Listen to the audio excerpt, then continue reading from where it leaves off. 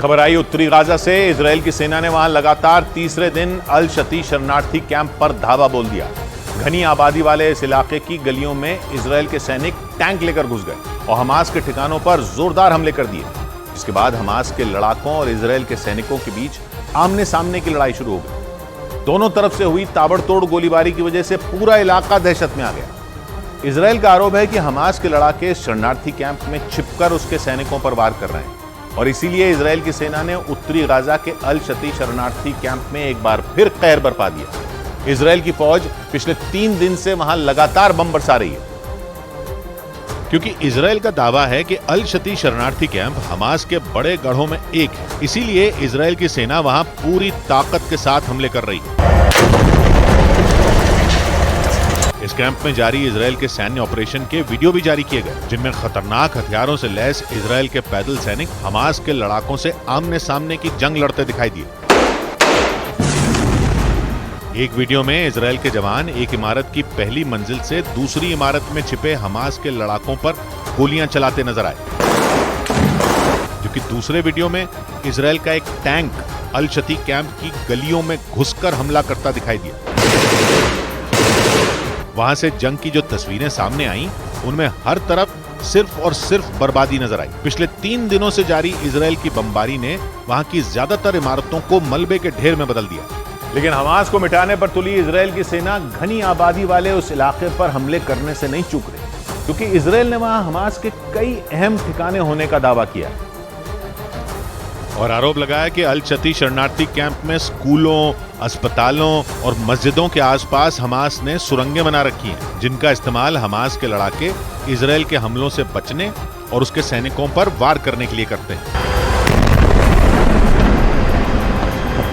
अल शती Gaza का तीसरा सबसे बड़ा शरणार्थी कैंप है, जो उत्तरी गाजा में इजरायल की सीमा से कुछ ही किलोमीटर की दूरी पर है। करीब आधा किलोमीटर के दायरे में फैला ये कैंप गाजा के सबसे घनी आबादी वाले इलाकों में एक, जहां जंग से पहले करीब 90,000 लोग रह रहे थे। लेकिन इजरायल के हमलों के बाद जान बचाने के लिए हजारों लोगों ने ये इलाका छोड़ दिया। हालांकि अब भी वहां सैकड़ों परिवार मौजूद हैं, जिन पर हर वक्त मौत मंडराती रहती है, क्योंकि हमास के खात्मे की कसम खाने वाली इजरायल की सेना वहां लगातार बम बरसा रही है और इसके लिए इजरायल सिर्फ जमीन ही नहीं बल्कि समंदर और आसमान से भी प्रहार कर रहा है। इजरायल का दावा है कि उसके हमलों में अल शती शरणार्थी कैंप के आसपास मौजूद हमास के ज्यादातर ठिकाने तबाह हो चुके हैं, जिसके बाद उसके लड़ाके उस शरणार्थी कैंप की दूसरी इमारतों में छिपकर हमले कर रहे हैं, जिन्हें खत्म करने के लिए इजरायल के जवान वहां एक एक मकान की तलाशी लेते नजर आए।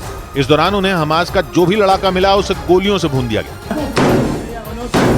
इजरायल ने 3 रोज पहले हमास पर हमले का दूसरा चरण शुरू करने का ऐलान किया था, जिसके बाद से ही अल शती कैंप में हाहाकार मचा हुआ, क्योंकि उत्तरी गाजा में भूमध्य सागर के किनारे पर मौजूद इस शरणार्थी कैंप पर इजरायल ने जमीन के साथ साथ आसमान और समंदर से एक साथ हमले कर दिए और इस इलाके में मौजूद हमास के ज्यादातर ठिकानों को मिट्टी में मिलाने का दावा किया।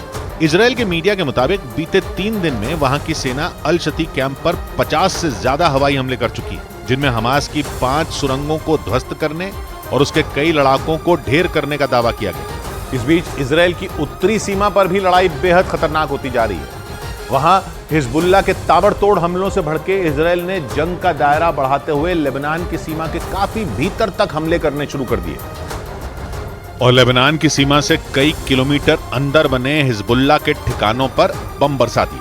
तीर के आसपास ही देखिए किस तरीके से बड़ा हमला अभी किया है और आप धुएं का गुब्बार देख सकते हैं। इजरायल के हमलों के बाद लेबनान की सीमा के काफी अंदर के इलाकों में धमाके सुनाई दिए और वहां से धुएं का गुब्बार भी उठता नजर आया। बताया गया कि इजरायल ने हिजबुल्लाह को तगड़ा जवाब देने के लिए ये नया कदम उठाया, क्योंकि पिछले कुछ दिनों से हिजबुल्लाह इजरायल के लिए हमास से भी बड़ी मुसीबत साबित हो रहा है। हिजबुल्लाह के लड़ाके न दिन देख रहे हैं न रात, वो लगातार लेबनान की सीमा के करीब बने गाँवों को निशाना बना रहे हैं। पिछले 24 घंटों में तो हिजबुल्लाह के लड़ाकों ने इजरायल पर 13 से ज्यादा हमले किए और हिजबुल्लाह अपने इन हमलों का वीडियो जारी करके भी इजरायल की परेशानी बढ़ा रहा है।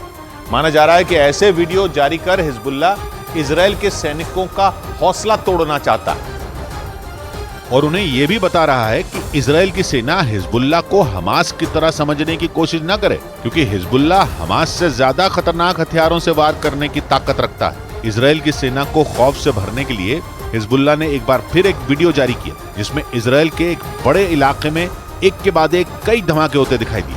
किस तरह से सायरन की आवाज यहाँ पर गूंजती है, यहीं पर अभी अभी बड़े धमाकों की आवाज यहाँ पर आई है।